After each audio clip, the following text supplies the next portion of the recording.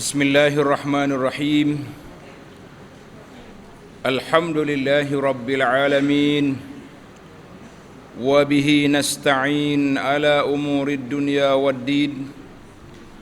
Wassalatu wassalam ala al-mab'uthi rahmatan lil alamin.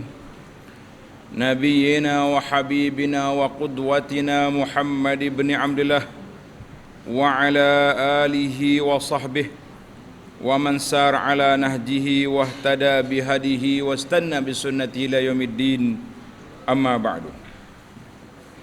Muslimin dan muslimat, para pelajar, para pencinta ilmu sekalian, Assalamualaikum warahmatullahi wabarakatuh.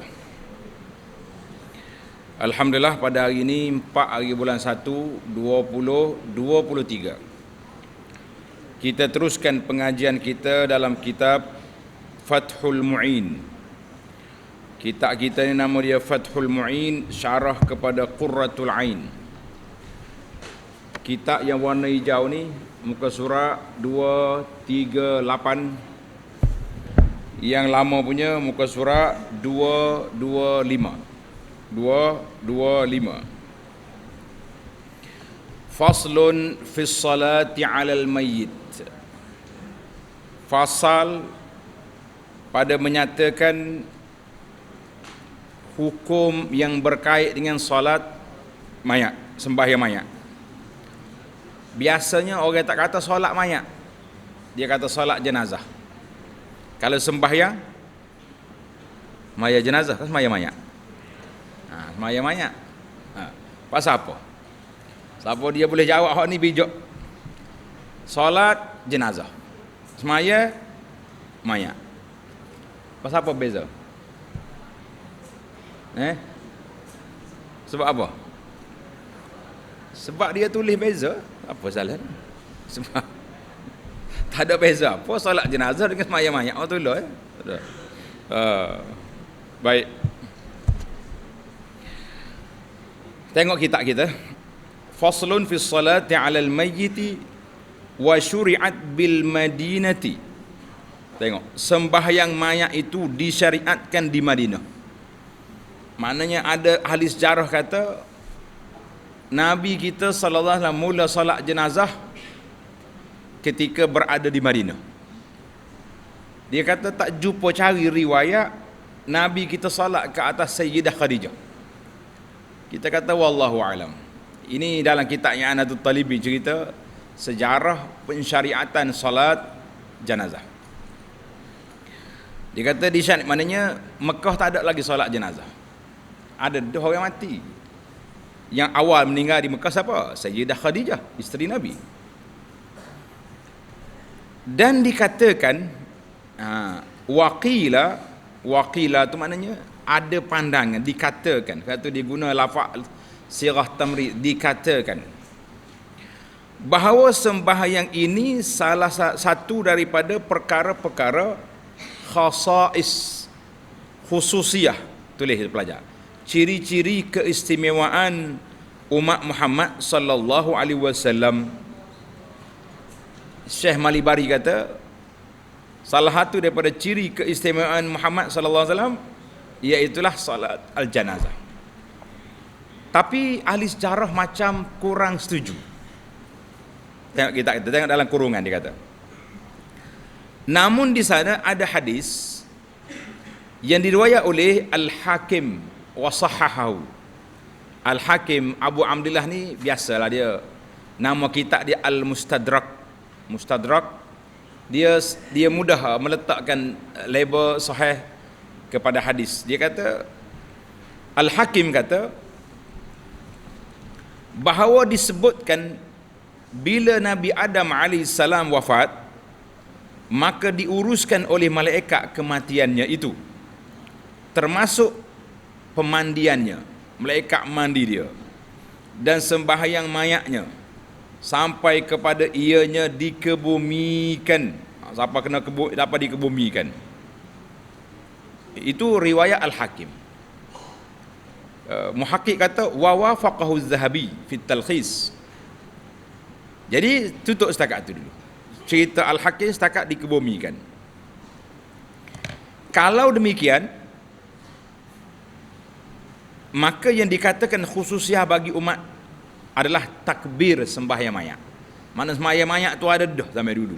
Cuma takbir 4 tu, itu ciri keistimewaan umat Muhammad sallallahu alaihi wasallam, dan kaifiatnya wallahu a'lam.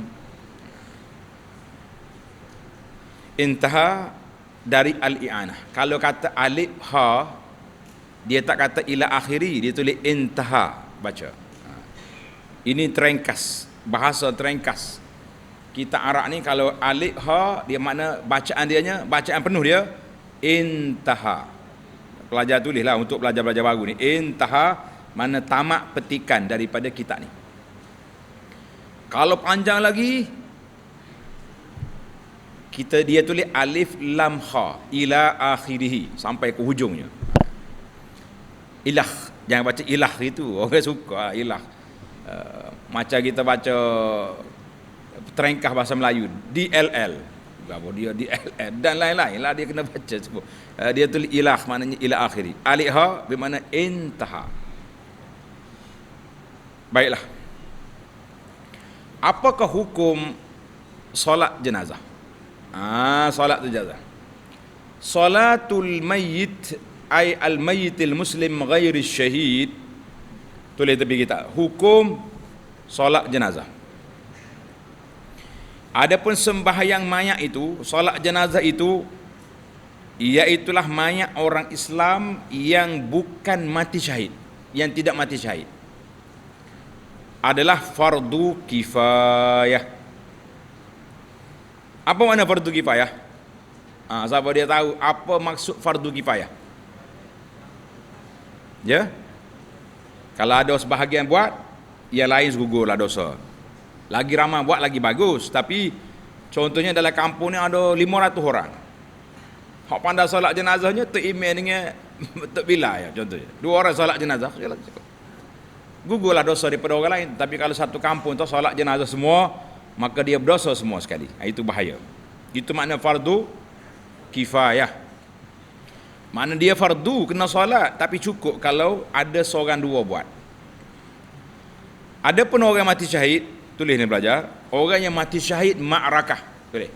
Syahid mati dalam peperangan menegakkan Islam, maka tak payah mandi.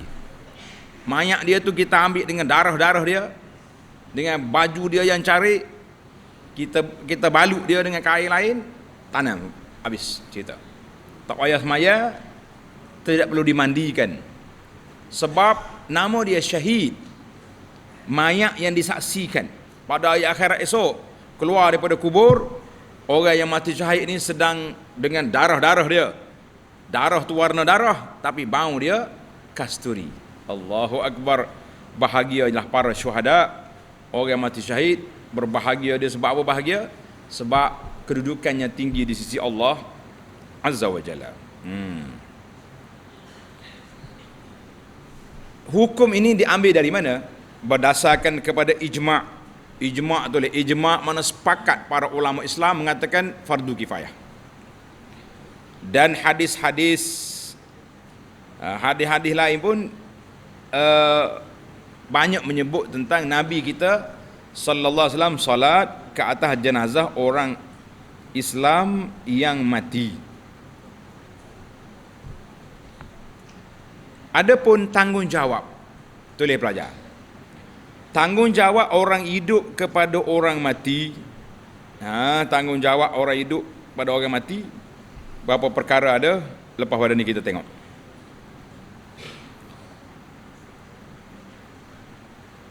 Seperti memandikan mayat. Mandi mayat ni pun fardu kifayah juga. Maknanya solat dia, mandi dia tu dia panggil fardu kifayah. Siapa dia ada orang buat, maka tak berdosa lah orang lain. Takkan semua sekampung nak pergi mandi seorang. Orang yang mati, dah lah dia mati dah, tak bercakap dengan orang. Memandikan mayat itu yang mati kerana lemas. Orang yang mati lemah air, dia mati mana? Dalam air. Kita buat keluar mayat dia atas darat, kena mandi ke tidak? Mana lebar kapur ni. Tengok dalam kitab tu. Orang hak mandi, hukum kita kepada mayat ni memandikan jenazah. Dia lemah air, dia mandi ke dia tergelir air? Dah, kita tak mandi dia. Air mandikan dia. Maka orang mati lemah pun buat naik atas darat kena mandi balik. Tulis itu. Walaupun dia mati lemas, mayat dia tetap kena dimandikan. Kerana kita diperintah untuk memandikan mayat itu, maka dengan demikian perkara fardu itu tidak gugur dari kita, melainkan dengan kita melakukannya walaupun kita telah menyaksikan para malaikat memandikan mayat itu. Andai katalah tak, orang ni mati, kita nampak malaikat mari turun dengan sayap dia duk mandi orang ni, kita kena ambil mayat duk balik rumah, mandi pula. Itu dia panggil tanggungjawab memandikan jenazah. Mandikan jenazah ni tanggungjawab siapa?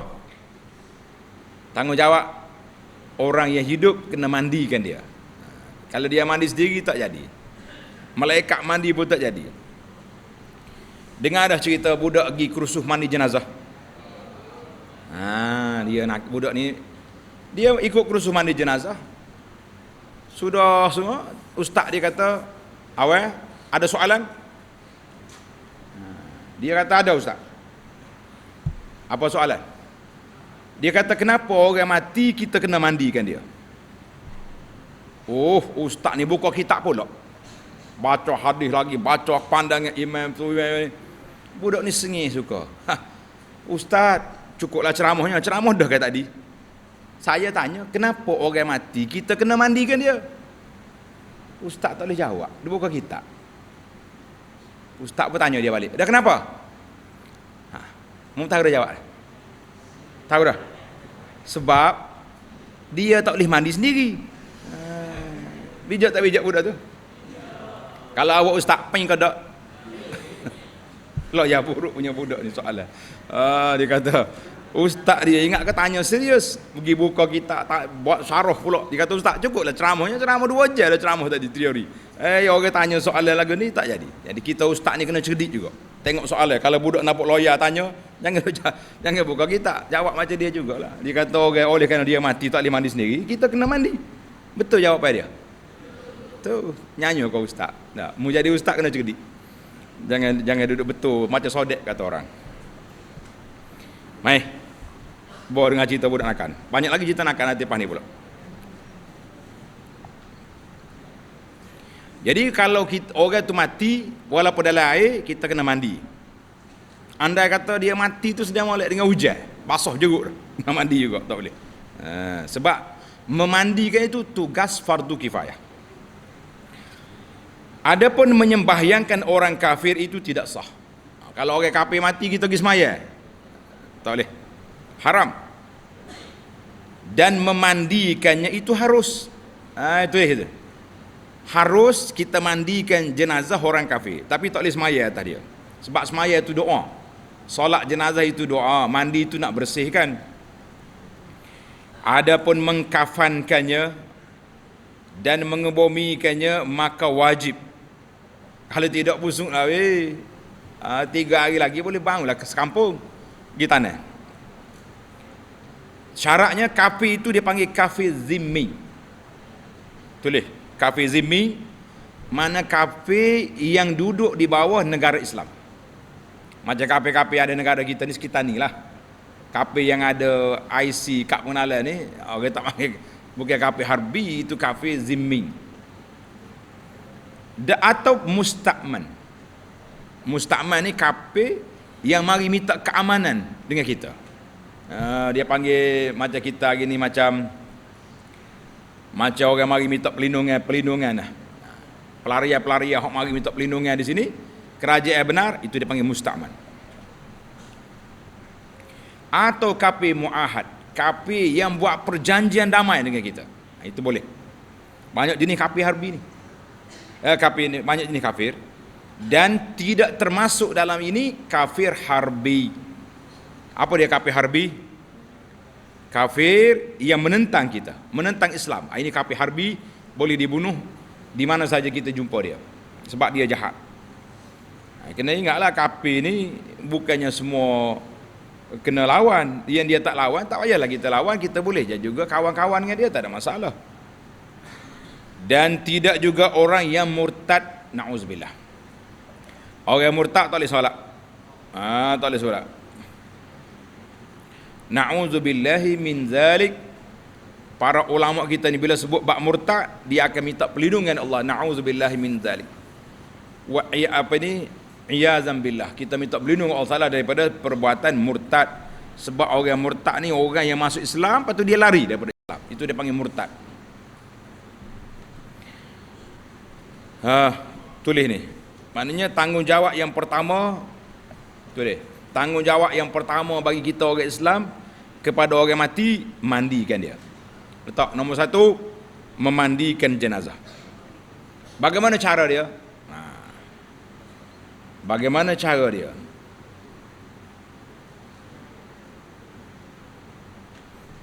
Dan memadai. Tulis, cara mandi jenazah yang paling ringkas, paling simple sekali. Dan memadai bagi niat bagi fardu kifayah seorang kafir memandikan mayat itu, kerana bagi mengesahkan mandi itu tidak disyaratkan niat, sebab mandi adalah semata-mata pembersihan. Ini tak habis lagi, sambung yang atas lagi. Mana kalau orang kafir itu belum mandi, orang Islam boleh tak boleh? Orang kafir ni dia pandai mandi orang mati. Dia nak mandi, contohnya kita kata ayah dia masih Islam, anak tak masuk. Anak dia nak mandi ayah dia. Sah ke tak sah? Dia kafir. Jawabnya sah. Sebab mandi jenazah tak perlu pada niat. Tidak perlu pada niat. Sebab mandi adalah semata-mata pembersihan, maka sah kalau orang kafir mandikan orang Islam. La haraja, tidak ada larangan kat situ. Baik, baru siapa ke tajuk? Tulis. Paling kurang cara mandi ataupun minima kaifiat mandi dia, ini cara dia. Dan berhasillah sekurang-kurang mandi itu dengan meratakan air ke seluruh badan mayat itu sekali. Mana kita ambil air, kita jiru sekali, cukup. Sehingga meratai benda yang di bawah kuluk anak kecil yang kuluk. Benar sungguhlah. Malam ni kita bicara bab rahsia budak-budak. Budak yang tak bersunat, ada kuluk ke tak ada kuluk? Ini kitab fiqh ni. Mengikut kaul yang asah. Dengar ni. Pendapat yang asah. Mana ada pendapat sahih, tapi hak ni lebih sahih. Yakni kaul yang lebih sahih antara dua pendapat di kalangan para sahabat, ulama-ulama mazhab Syafi'i. Sama ada kuluk itu masih kecil, orang yang budak-budak, ataupun yang sudah baligh, maka hendaklah air itu meratai walaupun di bawah kulit kuluk itu. Mana kena pergi korek juga, dia siapa air situ. Payuhlah, adalah dia mati, dia korek hak budak mati pula dah hai. Dan kalau perempuan yang sudah berkahwin, hendaklah air itu diratai sampai pada tempat yang zahir daripada kemaluan dia waktu dia duduk bertinggung sewaktu melakukan qada hajat, supaya dengan itu maka air itu terkena pada seluruh anggota badan. Wallahu a'lam. Itu dia cara dia. Baik, itu pandangan yang pertama. Tulis, pandangan yang pertama, pendapat yang asah, yang paling sahihnya, kena cuci juga. Mucung-mucung budak-budak yang belum sunat. Kalau orang tua pun kena cuci juga. Pendapat yang kedua, tulis pendapat yang kedua, Tuan Syekh ni, Al-Malibari ni rahimahullah, dia cuba nak bagi satu penyelesaian. Tulis, qala Al-Abbadi. Tambah qala tak ada. Qala Al-Abbadi, berkata Syekh Abbadi. Abbadi ni salah seorang ulama mazhab Syafi'i. Ini pandangan yang kedua, tulis. Qaf, tulis. Qaf, letak nombor 2. Al-Qaul Tsani. Wa ba'du al-Hanafiyah. Dan sebahagian daripada apa? daripada ulama mazhab Hanafi.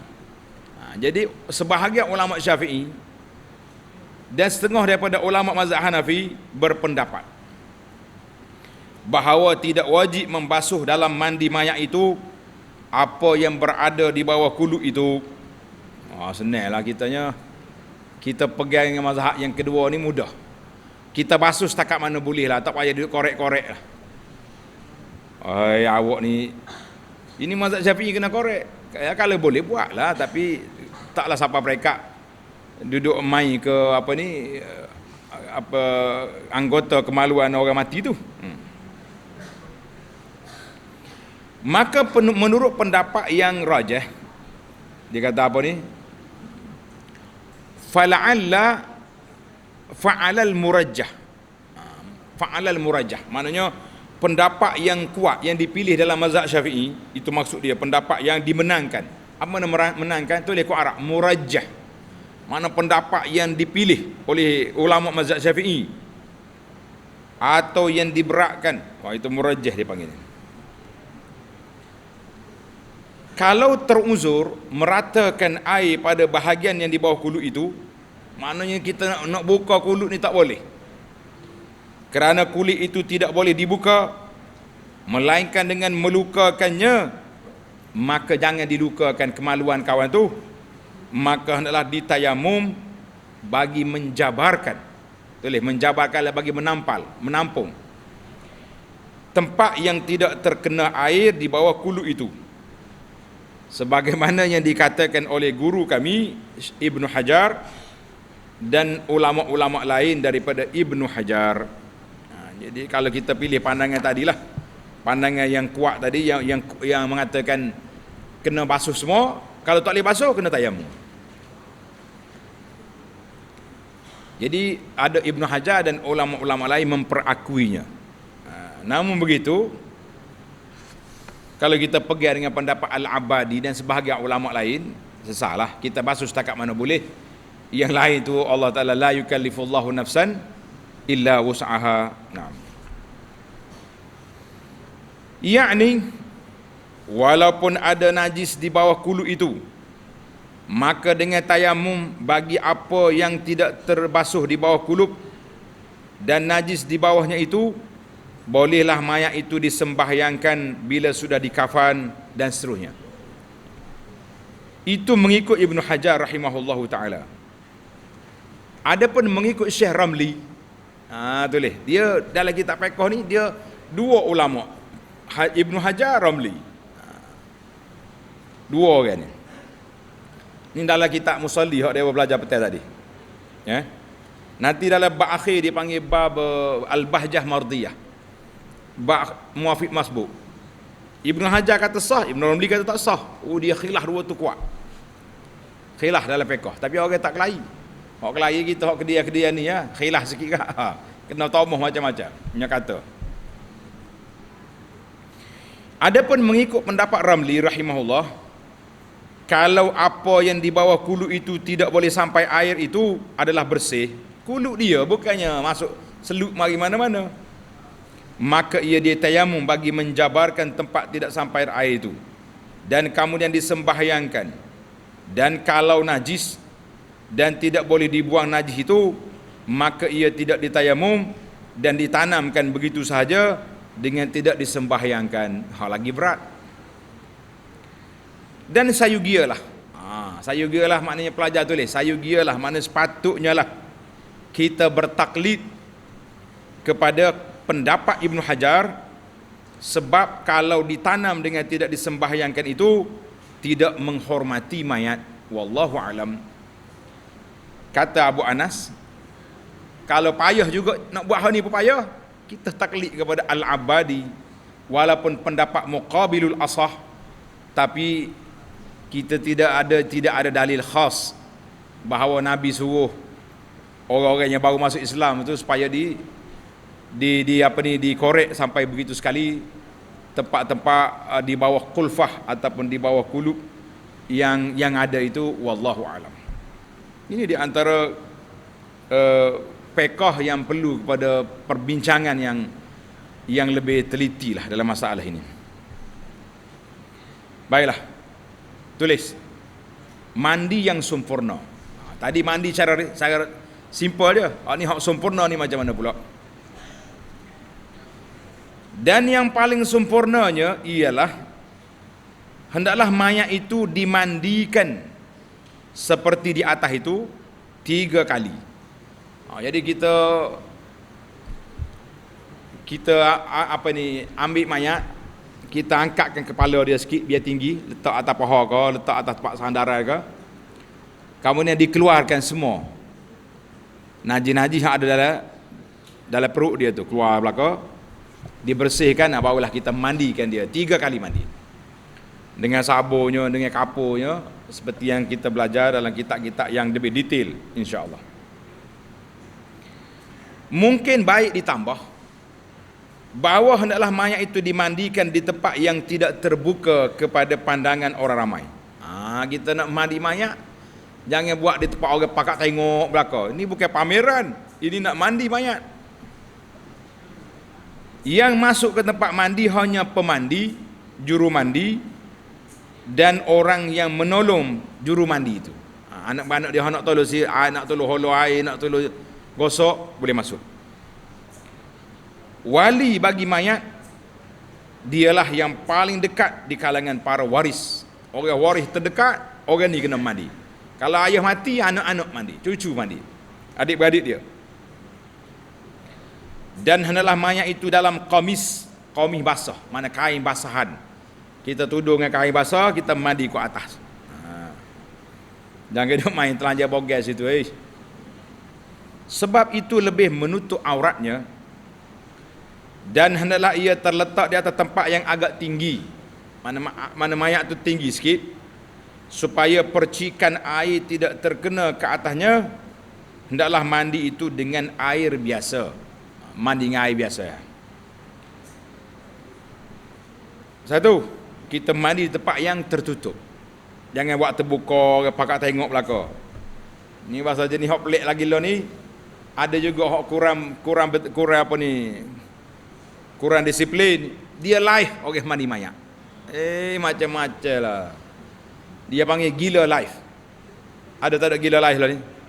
Ada gila live, ada gila live, ada gila tayang pun ada, macam-macam gila atas dunia ni. Al-jununu funun, Arab kata. Tak boleh orang mandi, orang mandi mayat kita duduk live, tak boleh. Nanti keluar benda-benda yang tak baik, kita nak tutup, benda tu dah ditengok oleh orang ramai. Kalau kerusuh mayat, mandi mayat macam awak buat atas masjid tu, duduk live tu tak apa tau. Mayat sengih suka. Ada mayat suka. Tengok disiplin lagi.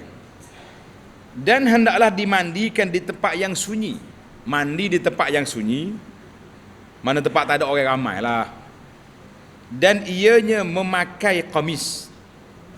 Ada kain tuduh dengan kain. Macam kita mandi sekarang. Diletakkan di atas tempat yang agak tinggi. Dimandikan dengan air sejuk. Air sejuk ni air biasa, bukan air batu. Air pahit gitu. Melainkan kerana hajat. Orang ni kotoran kuat sangat kotor. Contohnya dia mati jatuh dalam seluk ke, jatuh dalam minyak ke, kalau dengan air biasa ni tak hilang.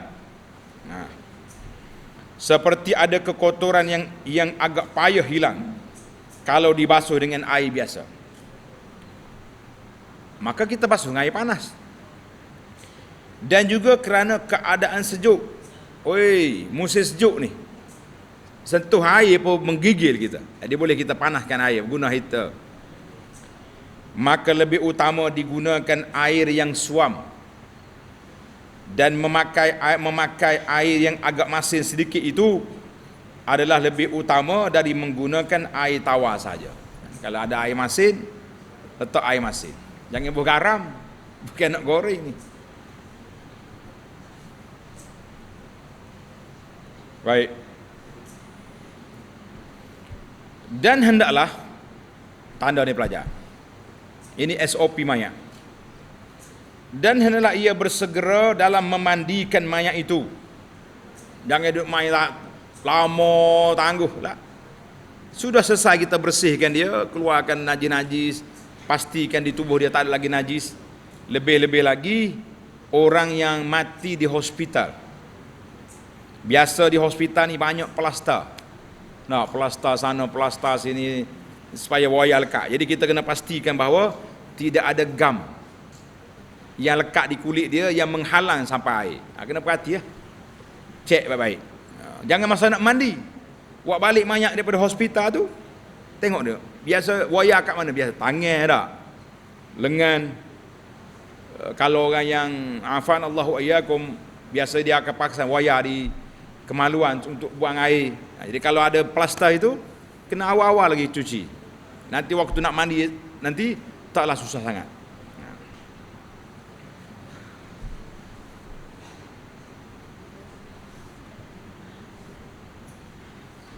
Dan hendaklah ia bersegerakan dalam mandi mayat itu bila sudah diyakini bahawa ianya sudah meninggal dunia.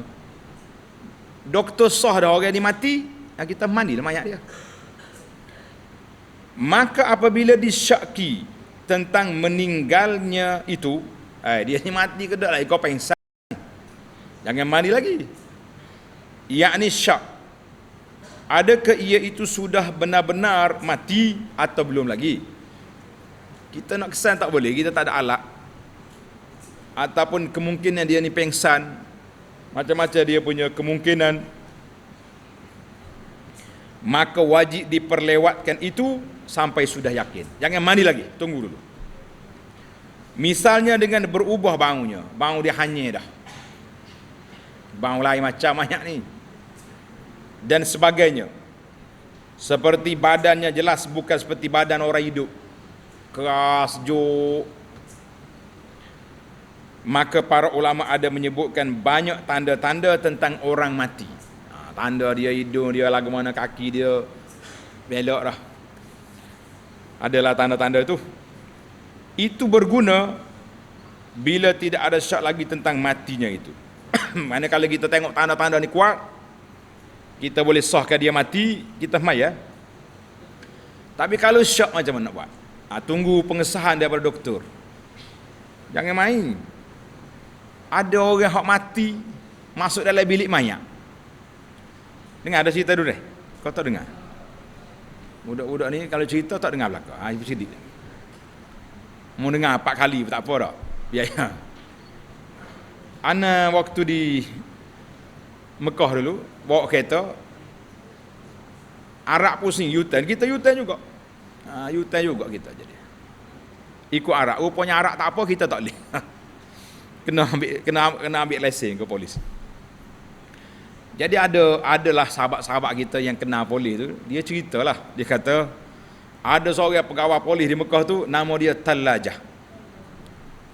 Awak mana Talajah? Talajah mana? Peti sejuk. Dia ni pernah dikatakan mati, pernah dia masuk dalam bilik, dalam peti mayat.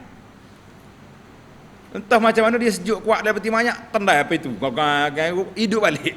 Jadi orang pun terkejut buka, sehingga terkenal dengan polis tu, nama dia polis Talajah dia panggil. Talajah ni maknanya polis peti sejuk, sebab dia pernah masuk peti sejuk mayat. Mana ada suasana. Kata cerita sungguh ni. Betul dia tu, aku kenal polis tu. Sampai lo ni pun geng-geng dia panggil Talajah dia. Mana orang pernah masuk dalam peti mayat. Ana tak masuk peti mayat, tapi pergi jenguk peti mayat kuat. Masa kita belajar dulu, ada 16 orang Malaysia terbalik coaster di Madinah, mati belaka bulan Ramadan, pakai ihram semua. Jadi kita pelajar ni bantu kedutaan untuk pergi menguruskan mayat tu, nak tanah di perkuburan Madinah di Bakir. Pagi-pagi bawa pasport, tarik dia peti mayat tu macam rock mari tu, sore-sore tarik, tengok muka, dia ni dah ni. Kita tak kenal orang. Gambar pasport ada pesan ni. Tengok, dia dah ni buat terbit. Tok luar lama-lama, bukan pula cari orang lain pula. Gitulah suasana. Masuk dalam peti tak sejuk. Tapi ambil mayat dalam peti ada berlaku. Nak ceritanya, kita kena sah dulu orang itu mati baru tanam. Jangan duduk kita tanam cepat-cepat, nanti orang itu hidup pula. Duk atas keranda tu gongek-gongek gok dak. Beratur kau. Tak beratur aku hidup dia kata sudah kata. Rasa rembah pok ni. Nah, tinggal keranda lari pok mun. Lari ah. Beratur dah dia kata tak ada tanya lagi. Satu apa kawan tu hidup. Takut. Mai, kita banyak jangan percaya cerita. Cerita lain tak habis kita. Budak ni cara nak dengar cerita dia. Kalaulah keluar najis dari mayat itu selepas dimandikan. Ini penting ni tanda. Makna kita dah bersih dah. Istilah orang Melayu ni apa? Kosong ke perut tu dia panggil apa? Meruah. Dia kosong perut. Masuk keluar semanyak ni ustaz kata apa? Kosong. Kita tekan dah macam kosong lah perut dia. Tiba-tiba lepas kita mandi siap-siap keluar lagi najis. Apa hukum? Kena pergi mandi mula ke tidak? Tulis tanda tajuk tu. Kalaulah najis dari mayat itu keluar dari najis dari mayat itu selepas ianya dimandikan. Lepas kita mandi dah. Maka tidak menjadi terbatal sucinya itu. Tak batal dah, tak payah kita pergi mandi mula, ambil air semaya balik. Bahkan wajib najis itu dihilangkan itu saja. Mana pergi basuh tempat tu sesalah. Basuh pakai air kapal kena najis tu. Dan mandinya itu atau wuduknya itu tidak perlu diulangi lagi. Sesalah masalah kita ni. Tak payah ulang balik. Cukup setakat yang sudah mandi tadi, kita basuh tempat tu je. Tempat yang keluar najis. Mungkin keluar najis di punggung, ataupun mungkin ni orang mati ni aksiden ke keluar darah, luka, keluar nanah. Jadi itu semua terbasuh je lah. Tak perlu kita mandi semula. Kalau tidak letih kita, lepas mandi pak gelak duk mandi nyanyi. Dan mayat yang tidak mungkin dimandikan kerana tidak ada air atau kerana sebab-sebab lain seperti ianya terbakar. Nak mandi tak boleh ni. Kalau mandi luruh daging dia. Dan kalau dimandikan ianya menjadi reput, maka hendaklah ia ditayamumkan, dan ini adalah wajib. Nak mandi tak boleh. Tayamum. Sebagaimana apa yang berlaku kepada mayat yang mati pada kena Covid. Allahumma hafazna ya Rabb wa iyyakum, ya Allah jagakan kami semua ni dia pelajar-pelajar kita daripada dia kena mati dengan Covid. Jangan. Orang mati Covid dia tak mandi. Dia masuk dalam bekah dia tu ada tayamum begitu ya atas tu. Pergi tanah pun dengan kotak. Ya Rabb, ya Rabbal alamin. Tak apalah. Takdir Allah Taala dia mati dengan Covid, kenalah. Baik. Yang pentingnya dia tak mandi, dia tayamum saja. Far'un, cabang perbincangan. Tajuk dianya tulis fi bayani man yughassilul mayyit. Penjelasan siapa yang layak memandikan mayat. Siapa dia boleh mandi mayat. Kita ni senang ya. Siapa dia boleh mandi mayat? Siapa weh? Ustaz weh. Mentah kau ustaz dia mandi mayat sini, ustaz weh. Nah. Maknanya orang yang layak mandikan mayat ni. Sepatutnya. Gitu maksud dia. Bukan tukang mandi. Kita sini pakai tukang mandi mayat tu. Hak layak dia tak layak. Sengih ya. Suruh orang mandi mayat ayah dia sahur kat dapur. Dia sahur kat tangga. Nyanyi dia ni. Dengar ni. Orang lelaki lebih utama memandikan mayat laki-laki. Kalau mayat laki-laki, juru mandi dia elok laki-laki. Dan orang perempuan lebih utama bagi memandikan mayat perempuan. Orang perempuan suruh orang perempuan mandi. Habis boleh tak laki-laki mandi orang perempuan? Pandai malah ni jawab boleh semacam pula. Tengok kita. Dan orang lelaki boleh memandikan mayat halilahnya. Apa dia halilah? Tengok kita tu, jawab dah dalam kurung ada isteri dia. Dia tengok aku tak jawab pas tu. Kita orang tanya tengok kita. Dia kata halilah, yakni isteri dia. Maknanya suami boleh mandi mayat bini. Itu tanda sayang sungguh. Isteri saya mati, saya nak mandikan dia. Baru betul. Ni dia duk buah ya. Dia tu lu. Orang mandi mayat tu bini tu. Dia duk buah koko tangga. Macam mana orang tua ni? Orang laki-laki boleh mandi mayat isteri dia dan hamba perempuan. Kalau dia ada hamba zaman dululah. Lo ni tak ada dah tahu. Tulis tok kurungnya, belum ada sekarang.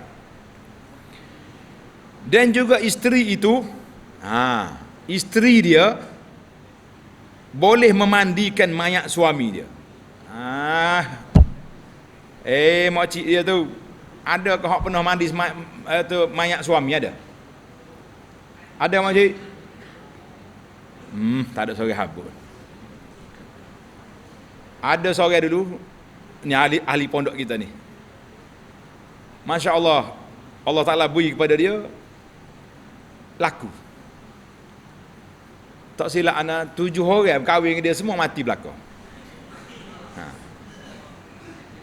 Lepas mati seorang, kahwin orang lain mati pula. Bila mari sini, dia mari, ustaz, saya ni suami dia tu. Saya tak sebutlah nama orang mati ke tak baik. Kita dah dalam hati kita, pocik nak mati pula dalam. Jadi mereka mati. Tapi tak tahu dia mati kau tidak suami dia tu.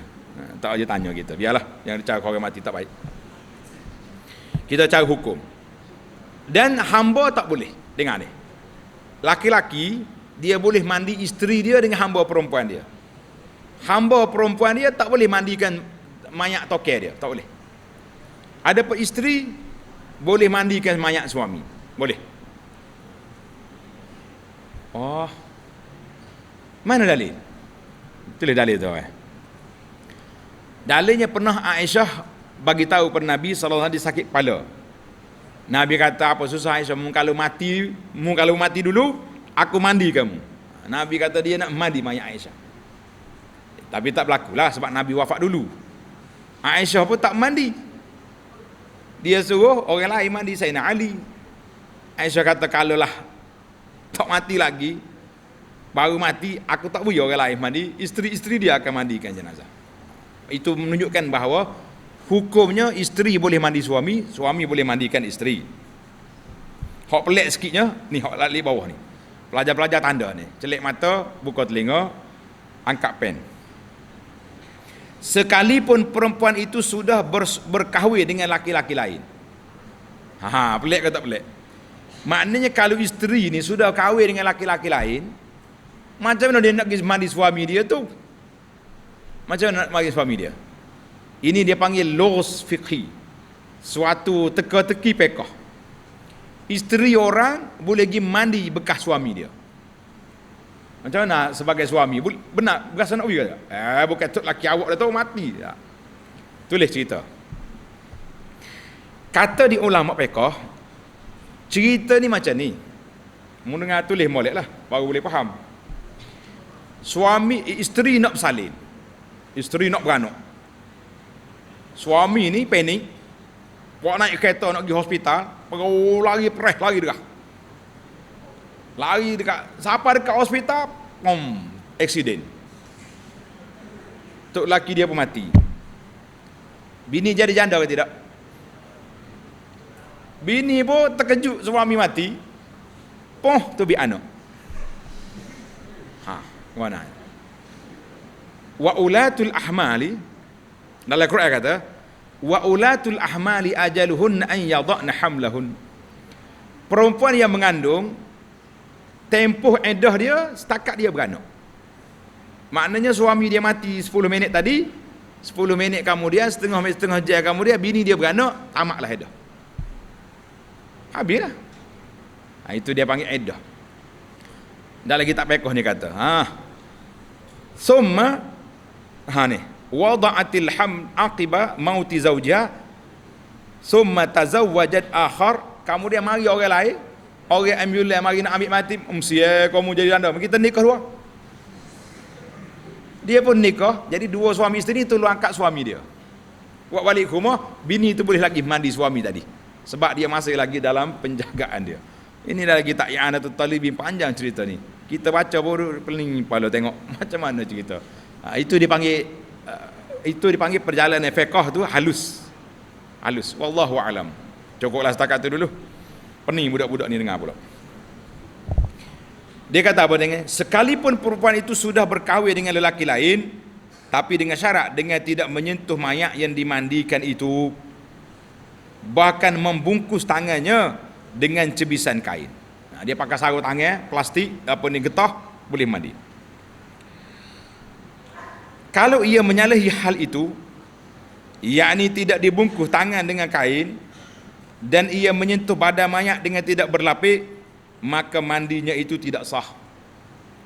Kerana membungkus tangan dan tidak menyentuh badan itu adalah perkara yang sunat. Jadi tak ada masalah bungkus tu. Tapi kalau sentuh tak boleh.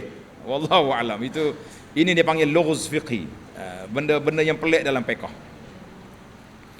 Banyak benda fiqh ni pelik. Kalau kita belajar sungguh, kita nampak bagaimana ahli fiqh dia fikir, bahasa budak-budak dia panggil berfikir di luar kotak. Mikir luar kotak. Kita ni kalau mikir luar kotak tahu gapo jadi. Benar? Ahli fiqh kalau mikir luar kotak, kita pula mengkaji pandangan dia. Banyak ahli fiqh ni zaman dulu. Dia kata, andainya seorang itu solat di antara langit dengan bumi, zaman itu ada kapal terbang? Tak ada. Mesti orang kata, oh dia mengarut lah dia ni. Mana ada orang solat langit dengan bumi? Mari zaman kita ni mengarut ke tak mengarut? Solat atas langit dengan bumi semacam kita. Alhamdulillah dah. Pergi Mekah 8 jam di situ. Balik Mekah pula kena mari subuh atas kapal terbang. Baiklah, kita tamatkan tajuk kita ni. Maka apabila tidak hadir bagi mayat wanita itu melainkan laki-laki asing. Wanita ni mati di satu tempat, tak ada wanita. Semua laki-laki. Laki-laki ni pula orang asing belaka.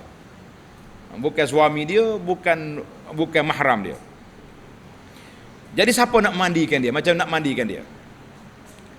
Atau melainkan perempuan asing bagi mandi laki-laki. Laki-laki ni jatuh di pulau wanita nama.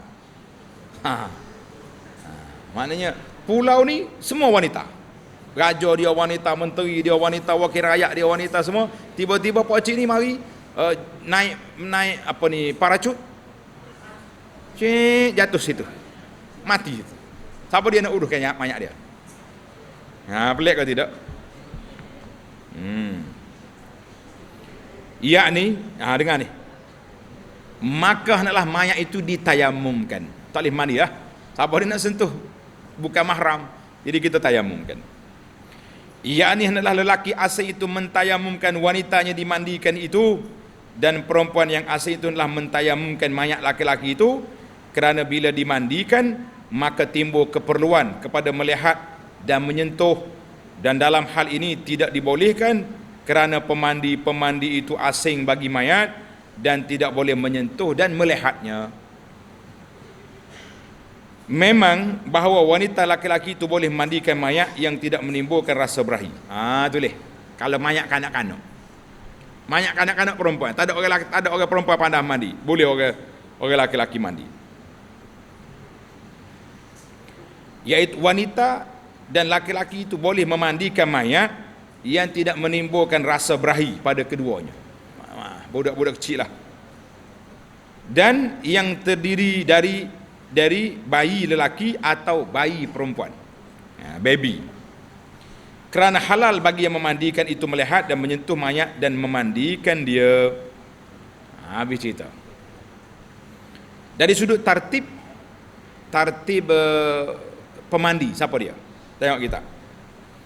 Lelaki yang paling utama untuk memandikan mayat itu adalah lelaki yang paling utama bagi menyembahyangkannya. Orang ni kena mandi, dia juga afdal jadi imam solat. Sebagaimana yang akan diterangkan nanti. Jadi kita minta dalam siri yang akan datang, dengar ni pelajar, nyatakan muka surat berapa tartib orang yang patut solat dan patut mandikan. Cari dalam kitab masing-masing, kemudian beri jawapan. Jawab dia kata akan datang. Muka surat berapa? Faham? Tamatlah kita insya-Allah. Tulis itu nombor 2, hukum kafan mayat. Hukum kafan mayat. Kita break setakat itu dulu. Subhanakallahumma wa bihamdika Asyhadu an la ilaha illa anta astaghfiruka wa atubu ilaik.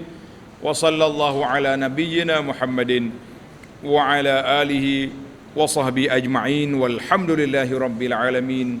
Wassalamualaikum warahmatullahi wabarakatuh.